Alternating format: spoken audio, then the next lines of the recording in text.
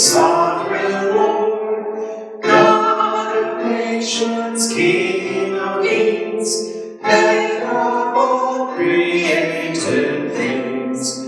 By the church with joy confess, God of all forever blessed, leaning at your throne we stand, sing your people, bless our land. On our fields of grass and grain, send a horde of kindly rain, o'er a wide and goodly land, crown the labors of each hand. Let your kind protection be o'er waters on the sea. Open, Lord, your bounteous hand, bless your people, bless our land. Give us rulers who will be known for love and honesty. Let the powers that you ordained be in righteousness maintained. In the people's hearts increase love of piety and peace. Thus united we shall stand, one life free and happy land. As I'm filming this, it's another beautiful summer morning. Oh, it may be a little warm, supposed to get humid. The clouds are forming, but there's a beautiful breeze out here this morning. What a wonderful summer morning to enjoy. But this is no ordinary summer day. It's hard to believe that when you watch this, we'll be celebrating the 4th of July, halfway through the summer. It's hard to believe that we're halfway almost through the year already, that we're at the end of June, beginning of July. But when I think of this summer day, this day that the Lord has given us, as I think about what we're about to celebrate this weekend, celebrating the 4th of July, celebrating the birth of our nation, it gives us that opportunity to spend time with family, maybe to spend time with some friends as long as we social distance. But more importantly, it reminds us of the blessings that we have received through our government. And I'd like to share with you this weekend from Romans chapter 3. Let everyone be subject to the governing authorities, for there is no authority except that which God has established. The authorities that exist have been established by God. Consequently, whoever rebels against the authority is rebelling against what God has instituted, and those who do so will bring judgment on themselves. For rulers hold no terror for those who do right, but for those who do wrong. If you want to be freed from the fear of the one in authority, then do what is right and you'll be commended. For the one in authority is God's servant for your good. But if you do wrong, be afraid. For rulers do not bear the sword for no reason. They are God's servants, agents of wrath, bringing punishment on the wrongdoer. Therefore, it's necessary to submit to the authorities, not only because of possible punishment, but also as a matter of conscience. This is also why you pay taxes, for the authorities are God's servants, who give their full time to governing. Give to everyone what you owe them. If you owe taxes, pay taxes. If revenue, then revenue. If respect, then respect. If honor, then honor. Submitting to those in authority.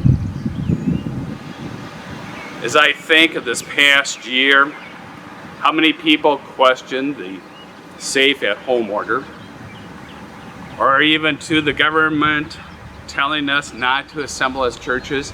Many were questioning, do they have that right? Do they have that authority over us? But then I think of the fourth commandment, that yes, They are God's representatives. They're doing what is good for us to stop that pandemic, to slow down that curve. I wonder, what was it like for the Romans to hear this, the citizens to receive this letter? We're supposed to be subject to who, Paul? To the governing authorities? Are you kidding, Paul? Don't you realize the persecution that we're under? But we have to remember, the government is God's representatives. And I think of this beautiful summer day. I think of the blessings that we receive through our government. I think of the blessings of the fine roads as the traffic is traveling before me on Oakwood. I think of the safety that they gave us for the safe at home orders. I think again the way they watched over us.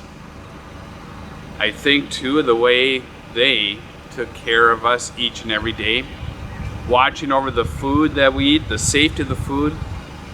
What a blessing. What a blessing we receive in the government. Be subject to those. Let everyone be subject to the governing authorities, for there is no authority except that which God has established. This doesn't mean that God has picked the government, picked who he wants. He likes this candidate over that one. But he does give us that chance, that opportunity to vote in this country, that opportunity to realize again the way he does use government for his good.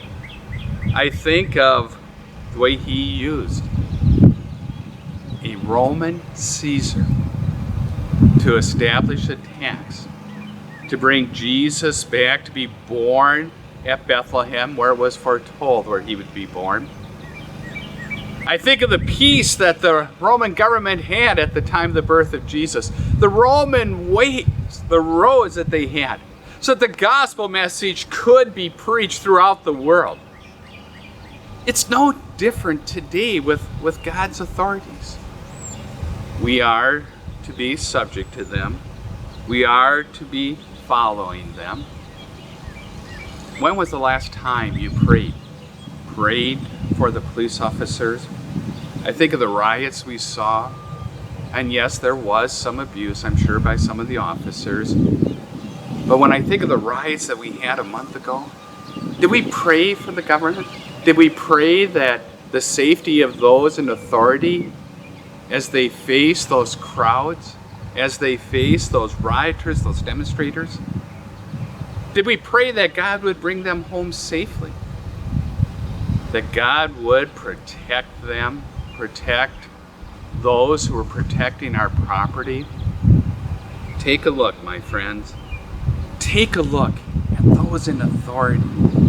And he goes on and reminds us again that, yes, they are God's representatives, giving their full time to governing over us. What an opportunity God gives us to pray for them, to be subject to them, to follow them. As we think of this 4th of July, what a time to celebrate. What a time to take a look at what's been given to us. Then do what is right and you be commended. For the one in authority is God's servant for your good. They are there for us, for our good. Pray for your officials. As you celebrate the 4th of July, hopefully it's not just the only time you pray for those in authority, that you pray for God's representatives. Hold on. Hold on to that protecting hand and his representatives over us. Hold on to this authority that God gives over us for our good. Do we have to fear them? No, as long as we do good. They're there for our protection. They are God's representatives. Hold on to what God has given us. Be subject to those. Pray for them. As we celebrate this 4th of July, as we are going to be maybe traveling a little bit, spending time with family. Maybe we're going to have a cookout. We think of the safety of that food. Be with those representatives. Be with them. Enjoy again the safety that God has given us. Enjoy this weekend, but pray. Pray for those in authority. Pray to God in thankfulness for what He has given us.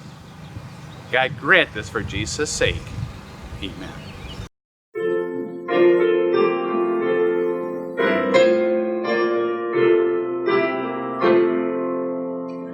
God bless our native land, firm may she ever stand through storm and night.